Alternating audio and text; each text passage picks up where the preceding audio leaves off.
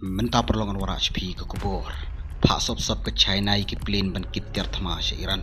Tong ini ngap. Sop supply ke China iki tir thama se Iran hapadeng badang he ke jikun ban ke Israel. Kam baki kargo plane China ki bakit tir thama sipai ki lapoi ha Iran. Kini ki plane ki off ki tracking device jong ki shwa ban rung ya ke Iranian airspace. Ke jing pelip jong ki ya ki tracking device ka ai jemut bagadi ke mission buri jong ke China ban yarap ya ke Iran ha ka thama persya ya ke Israel. Kam bagi plane China ki kit ya ki tiar siat ki kuli ki bom ban pen klan ya ki sipai Iran. Kani ke jingle jong ke China kadai namar bagi airspace jong ke Iran ka khang hadu menta kadau jong ke jekun ban ke Israel. Ka China ka penrem jor ya ka operation Rising Lion jong ke Israel persya ya ke Iran ka balon ca ka kalai terjun. Ka Chinese Foreign Ministry ha ka kandu terjun ke penpau ya ke jing sengokya halor ki atak ka Israel ha Iran.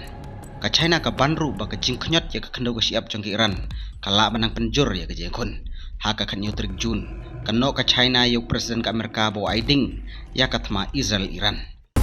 中东地区局势再度骤然升温，不符合任何一方的利益，拱火浇油、威胁施压，无助于推动局势缓和，只会激化矛盾、扩大冲突。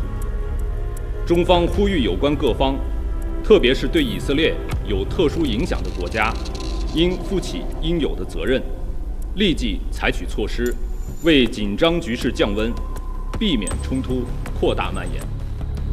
Ka report pak tir sipai sop ka penpau ba ka don geji dei ka baklan happening ka Iran ba ka China. House nam arjar puwe ka China ba ka Iran kia soy ya geji tri lang ka ba arpsan snem halor ka military technology.